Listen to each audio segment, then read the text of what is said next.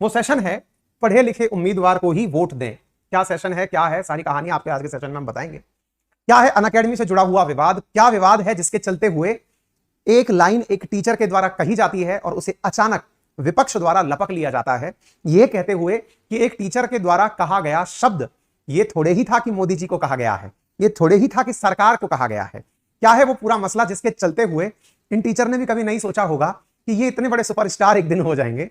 Even चुनाव का दौर है, इस समय अनअकैडमी ने भी नहीं सोचा होगा कि टीचर को नौकरी से निकालना देश का नेशनल मुद्दा बन जाएगा, प्राइम टाइम पे डिस्कस हो रहा होगा, हेडलाइन बन जाएगा।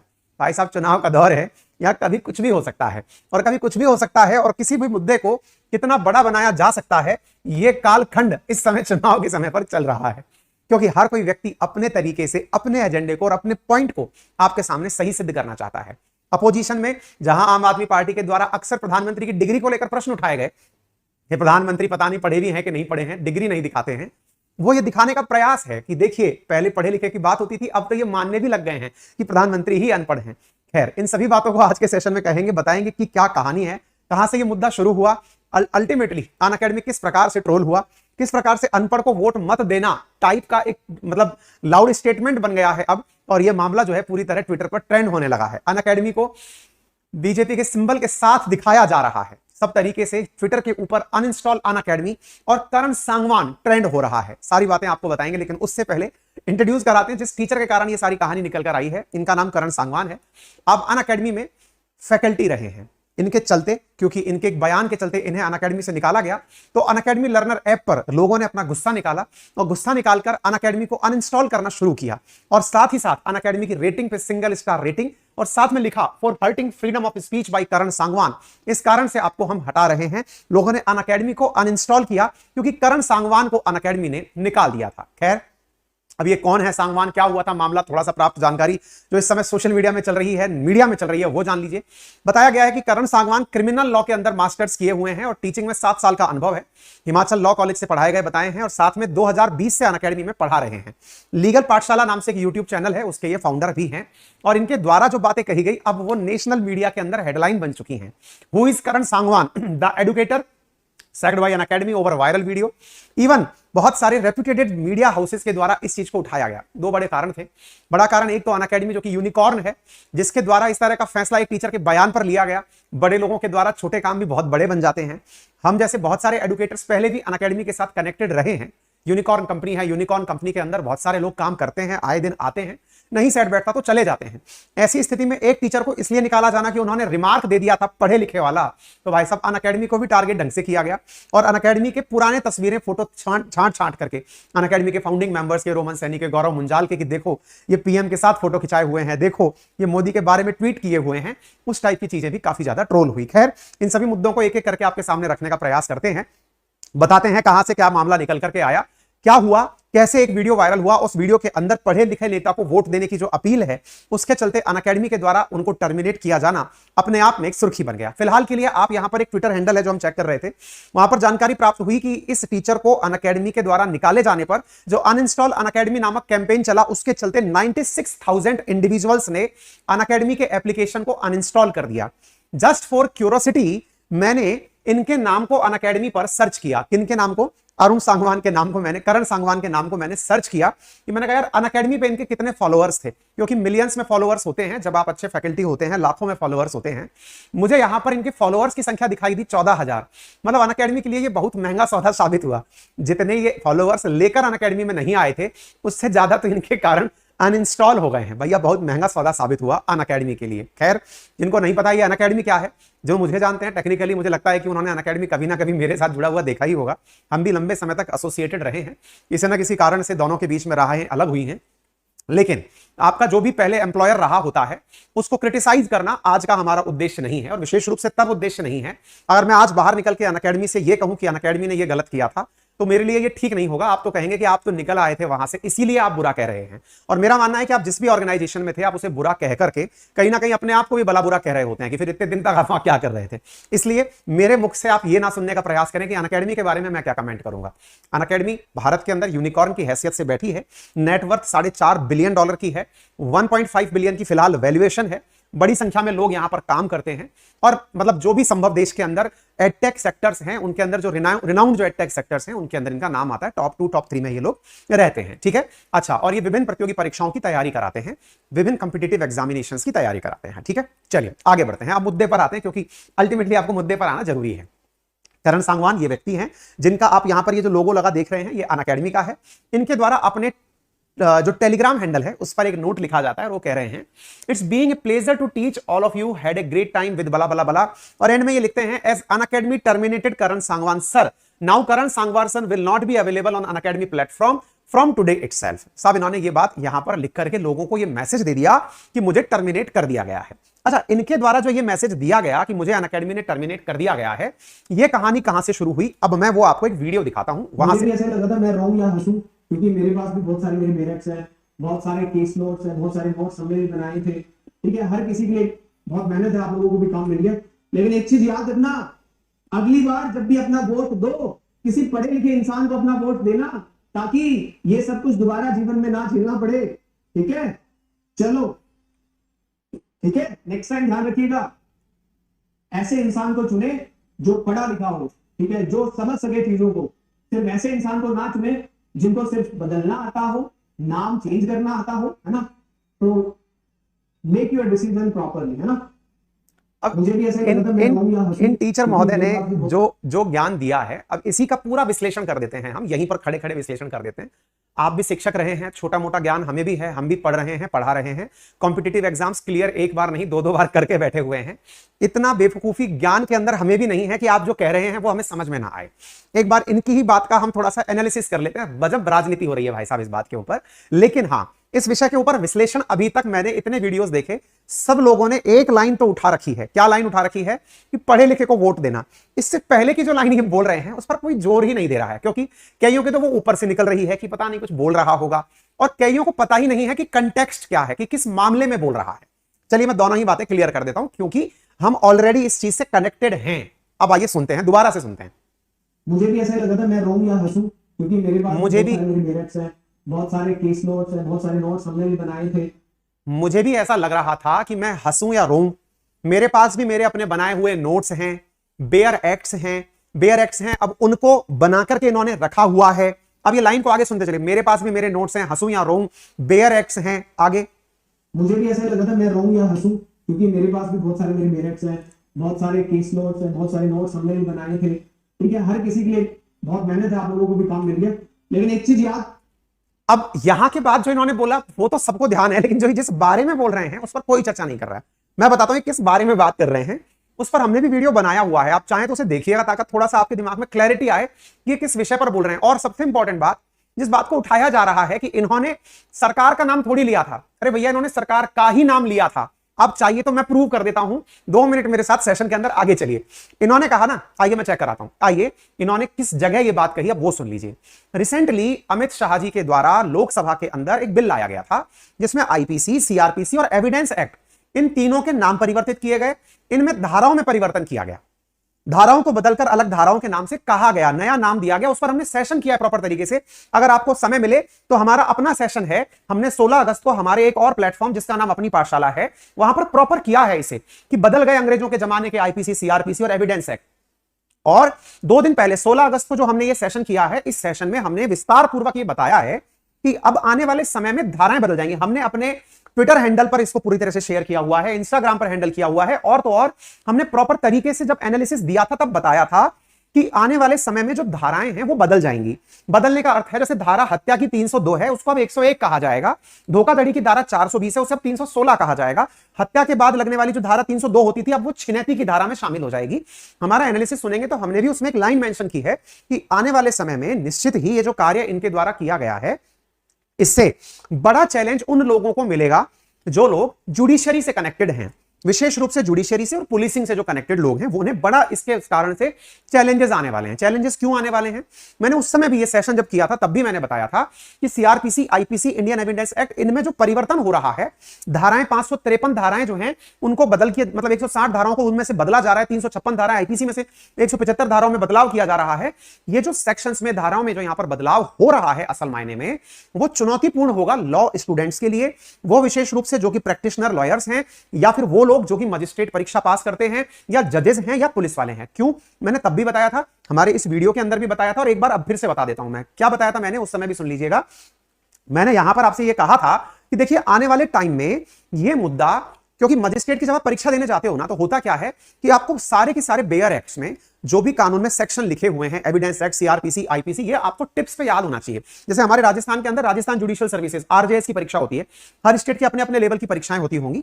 ऐसे ही जब कोई मतलब अपराध होता है तो जब आप पुलिस थाने में जाते हैं तो पुलिस थाने में जो मौजूद जो जांच अधिकारी है वो आपके ऊपर चार्जशीट जो तैयार करता है ना, वो चार्जशीट में वो चार्ज ही लिखता है। चार्ज मतलब इन धाराओं में ये कृत्य प्रतीत होता है कि इस व्यक्ति ने हत्या का प्रयास किया या हत्या की है, तो वो धाराएं लिखता जाता है। वो बनी हुई चार्जशीट ही कोर्ट में जाकर के चैलेंज की जाती है कि सर पुलिस ने ये चार्जेस सही लगाए हैं या गलत लगाए हैं। फाइनली जो जज साहब हैं जब अपना फाइनल वर्डिक्ट सुनाते हैं तब वो बताते हैं कि हाँ भाई ये चार्जेस सही लगाए गए थे अथवा इस चार्ज के पक्ष में कोई प्रमाण नहीं मिला है। यही तो होता है कुल मिलाकर के जुडिशरी के अंदर। अब इन भाई साहब के द्वारा जो मुद्दा उठा दिया गया वो किस विषय पर बोले कि जब आईपीसी, सीआरपीसी और एविडेंस एक्ट बदल गए तो इनका कहना था मेरे भी बनाए हुए नोट्स, मेरे भी बेयर एक्ट्स जो मैंने पढ़े, वो पूरी मेहनत अब वो बर्बाद हो रही है। तो भाई बर्बाद क्यों हो रही है ये तो सबको समझ में आ रहा है, क्योंकि मानसून सत्र के अंदर अमित शाह जी के द्वारा लोकसभा के अंदर ये वाला प्रस्ताव बिल के रूप में लाया गया था। फिलहाल वो संसदीय समिति के पास रिव्यू में है। तो अगर कोई ये कहता है कि वो व्यक्ति बिना कंटेक्स्ट के बात कर रहा है तो ये संभव नहीं है। और यदि ये कोई व्यक्ति को, ये उन्हीं लोगों को विदाउट कंटेक्स्ट लगेगा जिन्हें ये पता ही नहीं था कि देश में चल क्या रहा है, जिन्हें यही नहीं पता था कि लोकसभा में भी ऐसा बिल आया हुआ है ना। इसके ऊपर हमने प्रॉपर सेशन किया है, ऑलरेडी लगभग 7 लाख लोग इसे देख चुके हैं, आप भी देखिएगा, ठीक है। तो यहां से आपको क्लैरिटी ऑफ थॉट आ जाएगी। तो फिर से आता हूं मैं उसी वीडियो पर जो इनका वीडियो है जिसमें ये लाइन बोल रहे हैं। मुझे भी ऐसा लगा था मैं रहूं या हंसूं, क्योंकि मेरे पास भी बहुत सारे मेरे मेरिट्स हैं, बहुत सारे केस नोट्स हैं, बहुत सारे नोट्स हमने भी बनाए थे, ठीक है। हर किसी के लिए बहुत मेहनत है, आप लोगों को भी काम मिल गया। लेकिन एक चीज याद, बहुत मेहनत है क्योंकि भाई अब इसके अंदर आपको भी काम मिल गया। अब एंड में जो ये लाइन बोल रहे हैं, मुझे भी ऐसा लगा था मैं रहूं या हंसूं, क्योंकि मेरे पास भी बहुत सारे मेरे मेरिट्स हैं, बहुत सारे केस नोट्स हैं, बहुत सारे नोट्स हमने भी बनाए थे, ठीक है। हर किसी के लिए बहुत मेहनत है, आप लोगों को भी काम मिल गया। लेकिन एक चीज याद रखना, अगली बार जब भी अपना वोट दो, किसी पढ़े लिखे इंसान को अपना वोट देना, ताकि ये सब कुछ दोबारा जीवन में ना झेलना पड़े, ठीक है। चलो, ये सब कुछ दोबारा ना झेलना पड़े। नेक्स्ट टाइम ध्यान रखिएगा, ऐसे इंसान को चुने जो पढ़ा लिखा हो, ऐसे इंसान को चुने जो समझ सके चीजों को। सिर्फ ऐसे इंसान को ना चुने जिनको सिर्फ बदलना आता हो, नाम चेंज करना आता हो। ऐसे इंसान को ना चुने जिन्हें केवल बदलना आता हो, नाम बदलना आता हो। इंटरेस्टिंगली अगर कोई ये बात उठाकर पूछे इनसे, नाम बदलना आता हो, आप बेयर एक्ट्स की बात कर रहे हो, नाम बदलने की बात कर रहे हो, तो सीधा सरकार के ऊपर बात कर रहे हो ना भाई, सरकार के ऊपर सीधा बात कर रहे हो। इसके बाद अपोजिशन इस बात को लेकर आनंद ले रहा है, इन्होंने पढ़े लिखे की बात की है, इन्होंने सरकार की बात थोड़ी की है। भाई साहब ये तो कंटेक्स्ट है ना, ये राजनीति वालों से ज्यादा कौन जानता है। पर वही वाली बात है, कितनी चीज आपको दिखाई जाए। तो यहां पर दिखाया इतना ही जा रहा है बार बार, पढ़े लिखे को वोट देना, इसने ये कहा इसलिए अनअकैडमी ने इसको निकाल दिया। फिर बड़ा सवाल ये बनता है अनअकैडमी ने क्यों निकाल दिया भाई? अनअकैडमी ने इसलिए निकाल दिया क्योंकि आप अनअकैडमी के मंच का उपयोग वोट को या फिर किसी के मत को बनाने और बिगाड़ने में कर रहे हो। क्या ऐसा अलाउड नहीं है क्या? अनअकैडमी इस बात की मना करता है। अनअकैडमी की तरफ से जो स्पष्टीकरण दिया गया उसमें उन्होंने ये कहा कि भाई हमारा उद्देश्य केवल स्टूडेंट्स को पढ़ाना है, हम स्टूडेंट्स को अपनी तरफ से ये नहीं बताते कि आप क्या करें और क्या ना करें, भाई कौन सी राजनीतिक पार्टी में जाएं क्या ना जाएं। तो सीधा यहां पर ये व्यक्ति खड़ा होकर के मंच का दुरुपयोग कर रहा है जो कि उनके कोड ऑफ कंडक्ट के खिलाफ है। यह था पूरा की पूरा मामला। अब सरकार ने ऐसा क्यों किया था, सरकार ने नाम बदलने का काम क्यों किया था? क्योंकि प्रधानमंत्री नरेंद्र मोदी के द्वारा 2022 में लाल किले से जो 5 प्रण लिए गए थे उनमें से एक प्रण था कि कोई भी अगर कॉलोनियल माइंडसेट यानी कि उपनिवेशिक विचारधारा का अगर कोई भी विचार दिमाग में है तो उसे हटाना होगा। इसी के चलते हुए अमित शाह जी ने अपने द्वारा जो बिल प्रस्ताव में लाया वो ये काम किया। लेकिन इंटरेस्टिंगली अब हुआ ये कि इस विषय को आने के बाद में लोगों के मन में एक और अभाव रह गया जानकारी का, और वो ये था कि यार ये तो बस यूं ही आ गया और बस ये आगे इंप्लीमेंट हो जाएगा। ऐसा भी नहीं है। क्यों नहीं है वो भी थोड़ा सा जान लीजिए। ये यूं ही नहीं आया है। कैसे? आइए इसके बारे में थोड़ा सा आगे जानकारी प्राप्त करिए। अमित शाह जी के द्वारा दी गई जानकारी में उन्होंने बताया कि 18 राज्यों ने, 6 केंद्र शासित प्रदेशों ने, भारत की सुप्रीम कोर्ट ने 22 हाईकोर्ट ने, न्यायिक संस्थानों ने, 142 सांसदों ने, 270 विधायकों ने इस विधेयक को लेकर सुझाव दिए हैं। यानी लोकसभा में जो विधेयक आया है वो एक दिन में नहीं आ गया है, 4 साल में 158 बैठकें हुई हैं। अब अगला सवाल यह बनता है, अगर ये टीचर का मुद्दा इतना ही हाईलाइट होना है तो अनपढ़ की अगर बात की जा रही है तो क्या ये सब लोग अनपढ़ हो गए? अगर ये व्यक्ति, टीचर का कंटेक्स्ट बार बार इस बात को लेकर हो रहा है कि इन्होंने नाम बदल दिए, तो भाई साहब इतने लोग, फिर तो भाई साहब ये कंटेम्प्ट ऑफ कोर्ट भी बनता जा रहा है।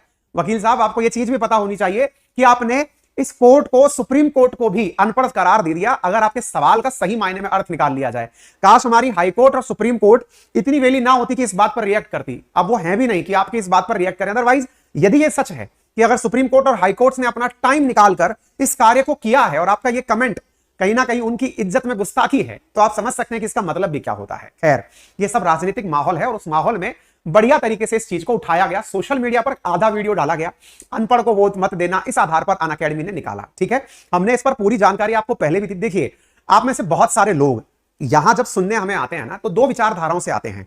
या तो आपके मन में विचारधारा यह होती है कि सरकार सर या तो सरकार के पक्ष में बोलेंगे या सर विपक्ष के पक्ष में बोलेंगे। मेरा उद्देश्य आपके सामने होता है, जितनी भी चीजें मार्केट में चल रही हैं, आप तक जानकारी पूरी तरह से पहुंचाकर आपको सोचने के लिए बताया जाए कि अब आपके पाले में है ये गेंद, आपको ये वाला पक्ष जमता है या वो वाला पक्ष जमता है।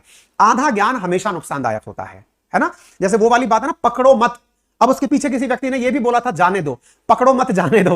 अब पकड़ो मत जाने दो, दोनों अलग अलग शब्द हैं। एग्जैक्टली वही बात है कि बात का बतंगड़ बनाया जा रहा है या बात को बात रखा जा रहा है। ठीक है ना। खैर, आपकी मर्जी है, आप इसको जैसे भी लेना चाहें, आपका कमेंट बॉक्स है। इवन मैं इस चीज को थोड़ी देर बाद ट्विटर पर भी डालूंगा, आप वहां पर भी मुझे अपनी जानकारी दे सकते हैं कि सर आपका मत सही था या गलत था, क्योंकि मेरा कोई मत ही नहीं था, मैंने दोनों पक्ष रख दिया। हाँ, एनीवे, मैं आपको यह जरूर दिखा सकता हूं, अरविंद केजरीवाल जी को भी इसके ऊपर मजा आया ट्वीट करने में, क्योंकि उनके एजेंडे को, उन्होंने जब मोदी जी से पहले डिग्री वाला मामला उठाया था, उसको मजबूती मिली इनके बयान से कि देखिए टीचर ने ऐसा कहा, मोदी जी को यह बात बुरी लगी, अनअकैडमी ने उनको बाहर निकाल दिया, तो इनकी बात को मजबूती मिली, तो इनको इस तरह से कि अनपढ़ की बात की गई है। आपके द्वारा तो यह तक लिखा गया, वाह मोदी जी क्या सीन है, पढ़े लिखों को ही दो, बस ये वाली बात आती है, मतलब मीम बनने शुरू हो गए सब लोगों के द्वारा। अपोजिशन के जो लीडर्स हैं उनके द्वारा इस बात को मीम के रूप में किया गया। रोमन सैनी जो फाउंडर हैं अनअकैडमी के, उनके ट्वीट को वो किया गया, ट्रोल किया गया। कांग्रेस की तरफ से आया, उस अध्यापक की बात सुनी, वीडियो देखा, तो उसने तो किसी का नाम नहीं लिया, उसने तो अनपढ़ नेता बोला।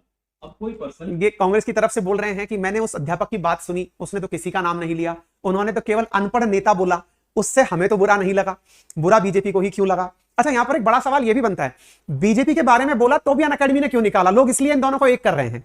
अनअकैडमी का अपना स्टैंड है, वो कह रही है बोले भाई तुम बीजेपी के बारे में बोलो या कांग्रेस के बारे में बोलो, कहीं पर भी मेरे मंच पे आकर बोलोगे तो मैं उसको अलाउ नहीं करूंगा या नहीं करूंगी। देखो भाई, मैं एक चीज और बताता हूं आपको, ये अनअकैडमी वगैरह जितने भी होते हैं ना, इनके बारे में थोड़ी सी जानकारी प्राप्त कर लो। थोड़ी बहुत, अब हमें भी थोड़ी बहुत जानकारी हो गई है, माना कि वो यूनिकॉर्न है, हम पॉपकॉर्न है, लेकिन हमें भी एक जानकारी अब तक हो गई है। जब इन्वेस्टर आपको पैसा देता है ना धंधा चलाने के लिए, आज रोमन सैनी, गौरव मुंजाल, हिमेश, जो भी उसके संस्थापक हैं, उनके पास में आप सोचें मेजॉरिटी, कुल मिलाकर 10 से 15% भी शेयर नहीं है पूरी कंपनी के अंदर। मैक्सिमम हिस्सा वो अपना उठा करके इन्वेस्टर को दे चुके हैं। अब वो कंपनी फेस के रूप में रोमन सैनी, गौरव मुंजाल, हिमेश की जरूर दिखाई दे सकती है, सही मायने में उस कंपनी के जो मालिक हैं अब वो विदेशी कंपनियां हो चुकी हैं या कोई विदेशी एंजल इन्वेस्टर हो चुका है। बड़ी कंपनी सिकोया जैसी, जिन्होंने भी इन्वेस्टमेंट कर रखा है, मुझे नहीं पता सिकोया का है नहीं, जिसने भी कर रखा है, अब वो मेजॉरिटी स्टेक होल्डर हैं। वो नहीं चाहते कि कल को कोई सी भी सरकार हो, उनके साथ में कभी ऐसा ना हो कि उन्होंने करोड़ों रुपए लगाए और वो सरकार के खिलाफ बोलकर या सरकार के पक्ष में बोलकर उनका पैसा मिट्टी में मिल जाए। इसलिए इन्वेस्टर जब भी पैसा लगाता है ना, तो वो एजेंडे से बच के चलता है। आपको जो भी कंपनी खुलकर सरकार के पक्ष में और विपक्ष में बोलती हुई दिखाई दे, समझ जाना उस पर अभी इन्वेस्टर का जोर नहीं आया है। इन्वेस्टर आ गया तो भाई साहब न्यूट्रल ही रहना पड़ता है, आप मुंह नहीं खोल सकते, क्योंकि इन्वेस्टर का दबाव होता है, भैया ये चीज मत ले आना, अदरवाइज लपेट दिया जाओगे। ठीक है ना। तो कुल मिलाकर के बात यह है कि हाँ, तो अभी नेताजी की बात सुनिए। मैंने उस अध्यापक की बात सुनी, वीडियो देखा, उसने तो किसी का नाम नहीं लिया। ये पवन खेड़ा जी हैं, ये कह रहे हैं कि मैंने उस टीचर की बात सुनी, उसने तो केवल अनपढ़ नेता बोला, हमें तो बुरा नहीं लगा। फिर उनको क्यों बुरा लगा? अरे सर, आपको फुर्सत अगर हो, थोड़ा समय निकाल करके आप प्लीज थोड़ा आगे का भी वीडियो अगर देख लिए होते तो उसमें कंटेक्स्ट क्लियर है, दो बातें एकदम क्लियर हो रही हैं। वो व्यक्ति बोल रहा है बेयर एक्ट्स के बारे में, हो सकता है कि इनके पास में जिन्होंने भी ब्रीफ किया हो, वो ब्रीफिंग थोड़ी शॉर्ट ब्रीफिंग दी गई हो कि सर बस यही बात थी, देख लीजिए इस बात पर क्या हो गया। क्योंकि बहुत सारे काम होते हैं देश के अंदर भी, विपक्ष को भी बहुत सारे काम है, सरकार को भी बहुत सारे काम है। आप और हम सोशल मीडिया पर लगे हुए हैं, हमें लग रहा है हम ही सुपर बिजी हैं। वास्तविकता में तो हो सकता है कि जो भी कंटेक्स्ट रहा हो, लेकिन हाँ जानकारी पूरी रहे तो मैंने वो आप लोगों को दे दी है।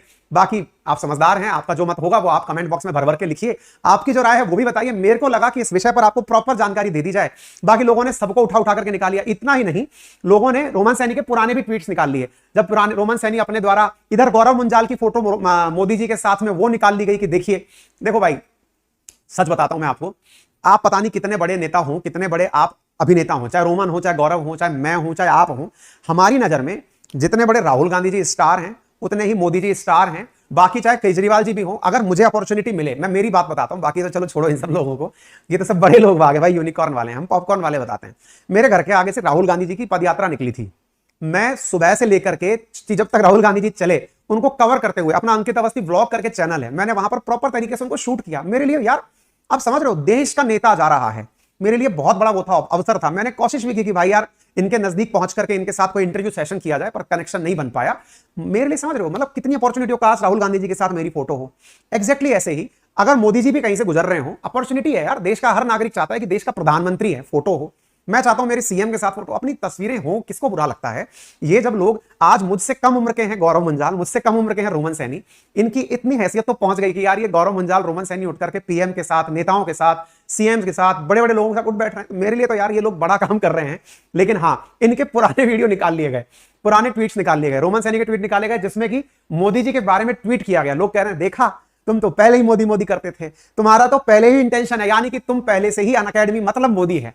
खैर जो भी है, जो कह रहे हैं वो भी सही है, जो सुन रहे हैं संभवतः वो भी सही है, और जो आगे चल के कहेंगे वो भी सही होंगे। अपना काम ये था कि आपको इस पूरे मुद्दे के सामने लाया जाए। लोगों ने तो बेचारे इन टीचरों को भी ले लिया, शायद इनको पता भी ना हो मुद्दा क्या चल रहा है। दिव्यकीर्ति सर को संभवतः ये भी ना पता हो चल क्या रहा है भाई, उनको भी ले लिया कि मार्ट साहब कुछ नहीं बोल रहे हैं, ये थोड़े चुप ही हैं। मार्ट साहब 2 जो आउटलुक में आया था ये कहां गए भाई। हर विषय पर इनके पास फुर्सत नहीं होगी, इनको कोचिंग भी चलानी है। एनीवे